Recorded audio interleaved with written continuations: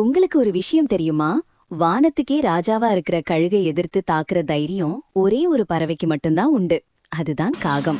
கழுகு பறந்துட்டு இருக்கும்போது காகம் அதுக்கு தெரியாம பின்னாடி வந்து கழுகோட முதுகுல ஏறி உட்கார்ந்து அதோட கழுத்தை குத்துமா. ஆனா ஆச்சரியமான விஷயம் என்ன தெரியுமா? கழுகு அந்த நேரத்துல காகத்துக்கிட்ட சண்டை போடாது. அது தள்ளிவிடவும் முயற்சி செய்யாது. அதுக்கு பதிலா கழுகு என்ன செய்யும் தெரியுமா? அமைதியா இன்னும் உயரமா பறக்க ஆரம்பிக்கும். அது எவ்வளவு உயரமா போகுதோ அவ்வளவு ஆக்சிஜன் அளவு குறைய ஆரம்பிக்கும். ஒரு கட்டத்துல காகத்தால அந்த உயரத்துல மூச்சு விடவே முடியாது. கழுகு ஒரு வார்த்தை கூட பேசாமலேயே காகம் தானாகவே மூச்சு திணறி கழுகோட முதுகுல இருந்து கீழே விழுந்துடும். நம்ம வாழ்க்கையிலயும் அப்படிதான். உங்களை சுத்தி உங்களை குறை சொல்றவங்க, காலை வாரி விடுறவங்க எப்பவும் இருப்பாங்க. அவங்க கிட்ட நீங்க சண்டை போட்டு உங்க நேரத்தையும் சக்தியையும் வீணாக்காதீங்க.